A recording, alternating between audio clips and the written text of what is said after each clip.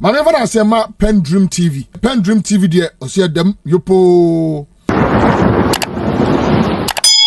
Mema wakwaba e de ba PENDREAM TV so make sure say obe subscribe to channel no click bell so say the news to our sabit me aka ntem no watie afa so make sure say obe like na wa comment no share ama afoforo so nsaka na comment section ho so no opese wo kire wa adwen obetimi e de wadwen kire ato honom na amanfo so anya bia kenkan na onim say PENDREAM TV de eye nsem a ekoso Ghana yam politics mu ne de ba na yasaka ya ne de abranti na so me video I saka pese no che na ye de ba nti me mo modern astro so obehwe video we amana si awie na wa kire wa adwen e comment section na se yenko na yenko video. This government has already checked out. They don't even have a modicum of empathy. Again, they don't have. Either than that, why will you present a mid-year budget in 2024 and not do anything about the COVID levy? Why? Why must Ghanaians still pay COVID-19 levy in 2024? Are you not satisfied with the explanation by the Minister of State? What explanation? Why are we paying COVID levy? What is that explanation? She says that the threat of COVID-19 is no more, but the impact of COVID we still feel. There are so many things we did during the pandemic that we have had to take care of. The effect of COVID is still with us, and the money is being used to address part of the effect of COVID. COVID is gone, but the effect is still with us. We still have to pay for vaccines. Also, once Parliament passed the COVID-19 levy, approval of the revenues that should come in 2024, it is still one of the revenues that we are collecting as a government. And to maintain the IMF program. Lies. Without it. Lies upon lies. Don't you get tired of lying? Don't you get tired? These guys. Where is the lie? You see, the reason why she can talk, it's a lie. Where is the lie? That COVID is gone, but we are still dealing with the impact of, listen. That's not true. Hold on. Because of COVID, how much did we get as a country because of COVID? At least, if you check the Auditor General's report, he captured 22 billion cedis at the time. That's the Auditor General's report on COVID-19 expenditure. At the time, he only captured the 10 billion Ghana cedis bond from the Bank of Ghana, captured the first $1 billion IMF rapid credit facility, captured about $430 million from the World Bank, and so on. But he did not even capture the second $1 billion special drawing rights facility from the IMF. He also did not capture the 45 billion cedis that the Bank of Ghana printed for them in 2022 alone. Aside the first 10 billion they got in 2020 from Bank of Ghana. Even that loan has not been serviced. Doc, if you put even the 45 billion cedis from the Bank of Ghana aside, the COVID inflows alone was over $5 billion. In cedis, over 30 billion cedis. That is direct COVID receipts. 30 billion cedis. I have not even added the 45 billion printed for them by the Bank of Ghana illegally in 2022. But we know the cost of COVID, don't we? She says we are still paying for vaccines. As an example. The Auditor General says that we actually engage UNICEF for COVID-19 vaccines. At a cost of $81 million, we've made payments and have not taken delivery of the vaccines. And today, who is taking COVID-19 vaccines in Ghana today? So what vaccines are they paying? No, payment. We are still paying. But we have even paid, if you check, you see, she is not an auditor. She only makes expenditure. The auditor is the one who will show you revenue versus expenditure. And if you check the COVID-19 audit reports, we've not seen any outstanding debts for vaccines. It is not in the reports. But number one, it's not in the reports. What we do know is that you even use COVID as a pretext to steal money through the procurement of vaccines. Why? Have you forgotten about the Sputnik V vaccine scandal? We lost $4 million. No, yes, $2 million. Okay, $2 million. Do you know? Hold on. Do you know the CD equivalent of $2 million? Do you know the CD equivalent? It was returned. No, don't kill me. No, it's been returned to test. No, it's not true. I thought so. It has not been returned. Who returned it? Who returned I thought. That agreement was illegal because it signed against the public procurement law, and aside that, it was inflated. I'll have Because to check. hold on. You when it gets to your time, you can talk about what you just got your to check, findings so. after you check. But it's been established, and in fact, a bipartisan parliamentary committee has indicted the finance minister for that and recommended that he be censured. A bipartisan parliamentary committee that probed the matter. Whereas the vaccine was being sold at $10, a draw quite the best so you went and bought it from some funny sheiks for $19. It was when we caught you that we abrogated that thing. But you had already paid money. Oh, you are one entity, one NPP, one government. That's what I'm talking about. Okay. So, what vaccines are they paying for? They should tell us. And how much is that? Oh, people are still. Look, even if you put those, let's even say we owe. And I cited one. Hold on, don't tackle me, sir. No, I'm not. No, that's a very serious matter. Look, I cited more reasons. Doc, the finance minister went to Parliament. Ken Oforiatta went to Parliament and told the whole nation how much COVID cost us at that time. At the time, It'll take that was a decade. 2023. It'll take a decade. And he told us that COVID cost us 12 billion cedis. 12 billion cedis. When we know that the direct COVID inflows are more than 30 billion. Then they said, okay, there was a revenue shortfall of 14 million B. Even if you add that 14 billion revenue shortfall to the COVID expenditure of 12 billion cedis, yet the COVID cancer, there is still surplus. There isn't. There is still surplus out of the 30 billion. Have you seen the latest special audit by the Auditor General? No. There's one on COVID. No, I've not seen it. Yes, maybe you should check that. Okay. It's more current and more detailed. Okay. So it even shows you particular amounts. The Bank of Ghana 10 billion, where it went to. This the 1 billion, where it went to. What was used for. You find that. Yeah. But I think it's a new document. Okay, I'll check that. You've seen that? I've seen it. Yeah, sure. But I'm pretty much sure that if you look at the Don't inflows that came in, Don't prejudge. as compared to No, it confirms the budgetary support and what was actually spent on COVID. It confirms it. that there is a the surplus. time. Yeah, it we confirms had it. more than we needed to fight confirms COVID. it. At the confirms time. That's the At point the he's time. making. He's saying that even in the latest one that he has read, that No, but- COVID gave us. No, you're heckling me too much. Sorry, Don't do that. sorry, No. sorry, Sammy. No. 1 minute. No. 1 minute. No, you won't have it. You Look, won't. please allow him when to I finish. Okay. Just take notes. Look, Okay. this is a serious matter. The point is, all I'm saying is that COVID gave us more money than we needed to fight COVID and to contain it or to manage the disease and its effects. That's a fact. And even aside that, you have gone to the Bank of Ghana to print 45 billion cedis. Today, our central bank is bankrupt. They are in debt. They have reserves. Having recorded losses of 60 billion cedis in 2022 and 10 billion cedis in 2023.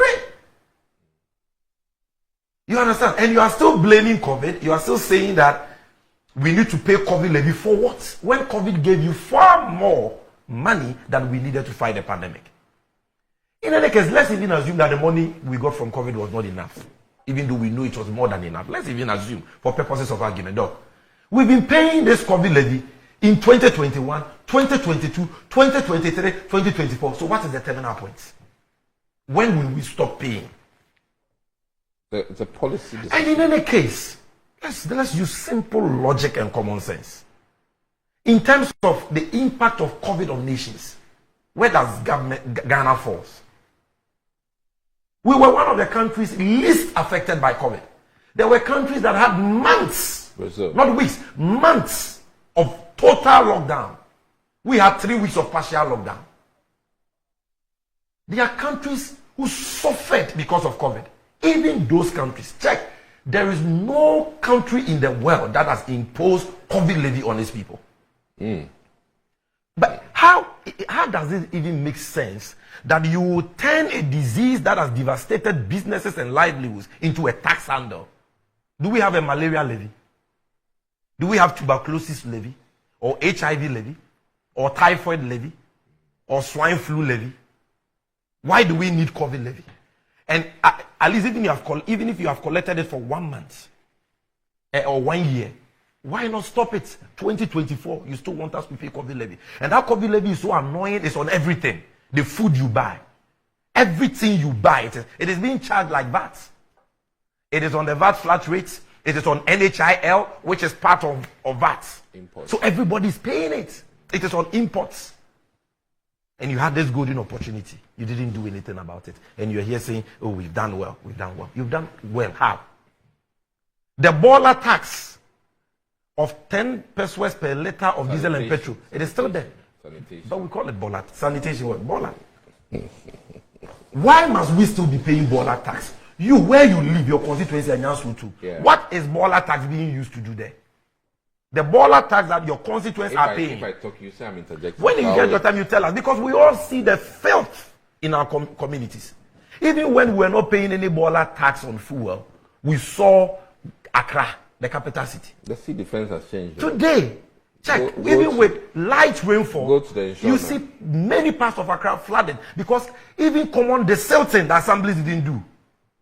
You are owing them common fund. They are not even getting money for the petty sanitation works. And yet we are still paying this tax for what?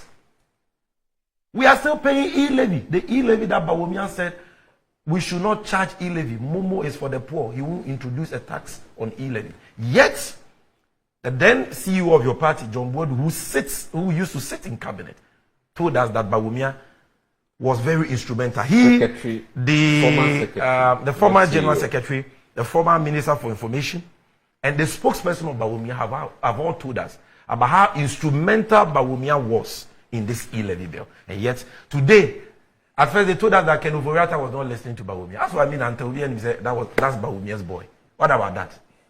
You say you will scrap the E-levy. This was your opportunity to do something before you die. He's not yet president. But he's still the chairman of the economic management. But he's not president. The budget is the president's budget. But the president, but at least as vice president, the president listens to him. Is he telling us that President Akuffo Addo has refused to listen to him? Is it not obvious? No, it's not obvious at all. Okay. Because a member of the economic management team, Alan Chemati, has told us that there is no vice president that he has seen who has been given enough room to operate and support by his boss like Bawumia. So I don't want to believe that Akuffo Addo, who told us that Bawumia is an economic wizard, all the wisdom in the world is in Bawumia's head, and that he brought him purposely to manage the economy, stabilize the city and all that, would today refuse to take advice from Bawumia. I don't think so. If that is what they are saying, they should say it. So it was a total missed opportunity. The betting levy, all those taxes, they didn't do anything about it. And look, what is even insulting to our sensibilities has to do with the things they are celebrating. Number one, they say that we have been forgiving debts. You see, sometimes you guys don't cease to amaze us. So we've been forgiving debt, so that one will be achievement. You are applauding the finance minister. Are you not ashamed of that? Like, not you as a person, but as a government, are you not ashamed that as a middle income country, a country that left HEPIC 2 decades ago, 20 years ago, some of those watching us had not even been born by then. Today you have taken us back 20 years ago, that today we are going around begging people who have lent us money to forgive us. And when they forgive us some money, say, okay, in Samaboka, you've been reckless, you've been irresponsible, you can't pay the money you borrowed from us. And you come and sit on Good Morning Ghana and say, you've done well. Are you not ashamed? Do you know? Who told you it's positive? It's not positive. It is a positive. The positive is that because of your recklessness, you'll be given, a temporary relief. But do you know the cost in the medium to long term? The day Ghana manages to return to the capital market, do you know the premiums will pay? Do you know the interest rate will pay? Because of this thing you have done. You see, you guys, you have no idea. Like Dr. Ishmael Amzin said, you've set this country backwards for 40 years. What you have done. I mean, for those who suffered losses of their investments during the domestic, let's even speak to the Ghanaian people. Yeah. During the domestic debt exchange, those who have suffered losses on their savings. When you mount a podium and you create the impression that you should be applauded for doing something exceptional, for thinking outside the box, how do you expect them Those to are not feel? the words I used. Yeah. I'm not saying you. How do you expect them to feel and think? That clap for me. Okay. Our debt burden has reduced because I decided to take from your savings. And you see, me, I keep saying this thing. The analogy I give, which for me is most insulting, is that you government, you tell me that there is a get fund levy, there is ESLA. I see that those levies are there. Monies are collected every second in this country. And then you tell me that you want to float a bond. On the basis of those tax handles, I should come and buy those bonds. It is a complete no-brainer for me in terms of the source of repayment. Yes. Because I know there are existing tax handles. On the basis of that, I go and take my investment or my savings somewhere else to come and buy those bonds. Then, one morning, you get up, I don't know whether it's morning, afternoon, or evening. You get up and you tell me that you can't pay. You're unable to pay that. We should come and renegotiate the terms that you offered me, for which reason I gave you the money. And I should accept a haircut. I should accept a deferred payment. You're changing even the mode of the thing.